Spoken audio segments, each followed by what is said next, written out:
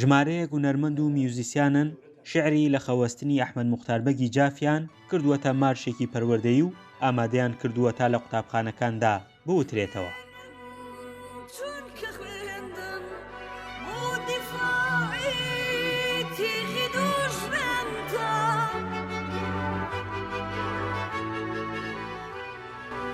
بە خۆشحاڵیەوە کە بە منیانوت سرودێکی وە ئەیانەوە دروستیکەن، بە خۆشحاڵیەوە پێم خۆش بوو کە منیش بەشدار بم، یەکێک بم لە دروستکەرانی ئەم سرودە. من لەگەڵ ماوەسا حەمید ئەم سرودە ئەڵینەوە و بە هاوکاری بێگومان چەند مۆزیسیانێک بوو چەند کەسێکی باش لە پشت ئەم کارەوە.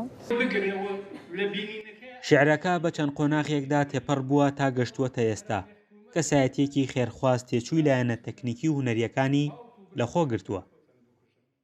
ئەمڕۆ پێمان خۆش بوو ئەلێرەوە بەرهەمەکە عرض بکرێ، دواتر پێمان خۆش بوو لە ڕێگەی نوێنەرانی حکوومەتەوە لێرە ئێمە وەکو پەیامێک لە خوارەوە میشە بەرزەکەین و پێمان خۆشە نەک بڵێ بێتە مارشێکی نەتەوەیی، بێتە ماشێکی پەروەردەیی لێمان قبوڵ بکەن و بچێتە شوێنی خۆی هیوادارین جێگەی خۆی بگرێت.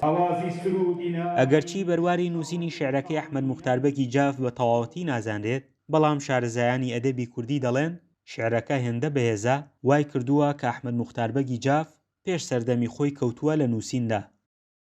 بەبێ قەدری بەسەریا ڕامەبورن، حورمەتی بگرن بەداخەوە ئێمە تا ئێستەیش نرخی ئەم خاک و ئاو و نیشتیمانی خۆمان نازانین.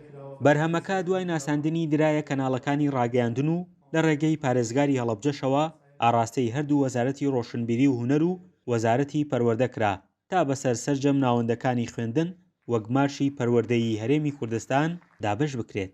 فەرحان هەورامانی، دەنگی ئەمریکا، هەڵەبجە.